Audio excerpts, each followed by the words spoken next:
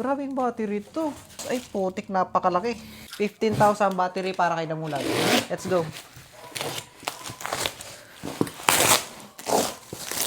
Ito mga boss, pang diinan to. Hindi natin titipirin si Damulag ng mga parts.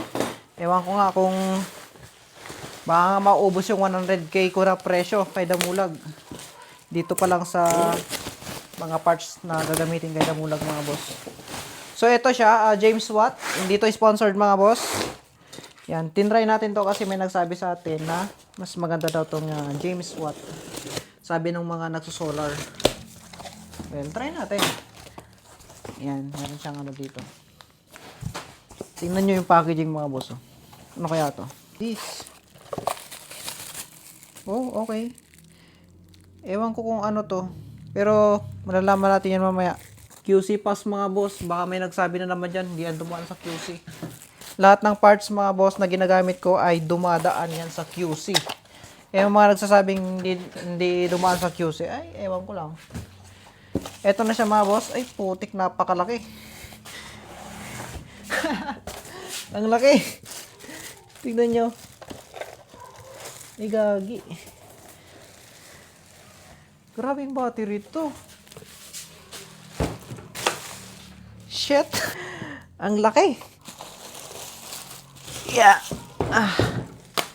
Ang laki pala, para ng ano, pang truck. Ang laki. Grabe yan, oh. James Watt 25.6 volt, 100 Ah. Grabe to. Kahit isang linggo ko siguro gamitin to, hindi malulobat.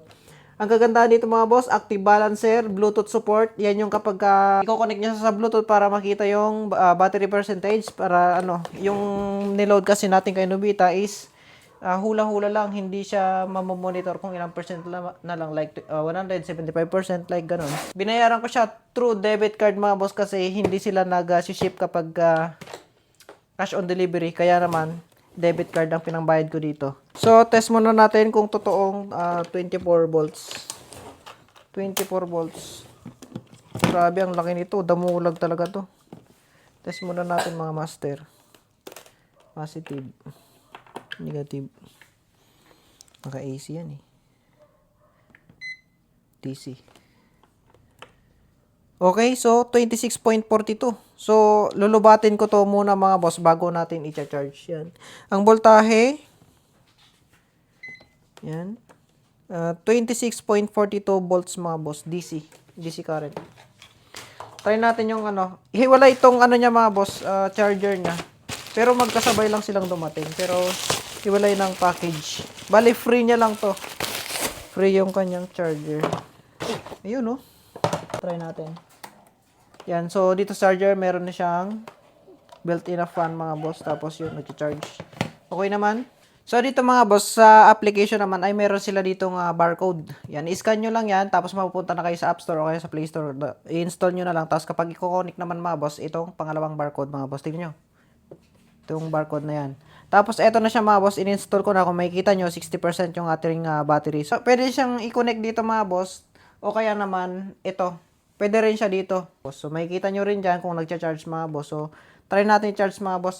Meron ako dito charger. Tapos dito, makikita nyo rin na charging yung ating battery. So, sa kasalukuyang nasa 60% yung volt niya mga boss. Ay, yung ano, percentage mga boss. Yan. Try natin charge. Yan. Yan. Nakikita nyo yung estimate charging time niya mga boss ay 5 hours and 54 minutes mga boss. Makikita nyo, meron siyang ano dyan, oh. Parang ganun-ganun. Tanggalin ko yung charger, tingnan nyo. Tinanggal ko yung charger.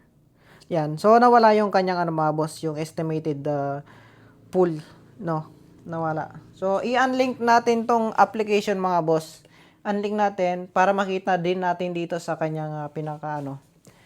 Ito yung pinaka option 2. Option 2 mga boss yan. Makikita nyo 60%. Nakikita na dyan. Kasi hindi na tayo nakakonect sa cellphone eh, di ba? Nakikita na dyan dito. Ang bala ko na lang dito mga boss para hindi siya laging naka-display is lalagyan ko ito ng switch para makita yung battery percentage. Para hindi na ako mag-connect sa application. So yun. So ito charge natin mga boss Charge natin. Magbabago yan. 60% yung bat life niya mga boss. Charge natin Yan. Gumana na yung charger natin. Then, makikita na, ayun, nagbiblink na siya. 'Di ba? Napaka-astig. 60% battery life. Battery percentage. Tapos, 26.7 volts yung kanyang voltahe, mga boss. Yan. 26.83. Yan. 26.83 sa ating tester, mga boss. So, hindi naman nagkakalayo. Match pa naman yan. 'Di ba? Napakalupit. Astig, mga boss. Kaya ito na lang ang binili ko, mga boss. Itong isang buo na to. Kasi nandito na lahat. Nandito yung Smart BMS. Nandito yung Active Balancer. In short, plug and play na siya, mga boss. Tapos meron pa siyang mga warranty. I think, kung hindi ako nagkakamali, nasa 5 years yung kanyang warranty. Tapos dito, makikita nyo sa likod. Yan. Ito yung kanyang production date, mga boss. Production date beta. Date of manufacture, mga boss, is 2025-11-21. So, bago lang siya, mga boss. 11, ano ba yun? November 21, 2025 siya na manufacture, mga boss. Tapos meron siya ditong sealed. Yan, ito yung kanyang warranty certificate, void if turn. Pag binaklas niyo yan, mawawalan ng warranty yung inyong yung ganitong klase ng battery, mga boss. Napakabigat niya. Sa mga gustong umorder na to, mga boss, hindi to sponsored, mga boss. Ilalagay ko yung link sa comment section kung saan ko in-order to. Makikita nyo rin doon, may mga select doon kung ano yung naayon sa project nyo. 12 volts or 24 volts, mga boss. Nandun na lahat yan. Let's go.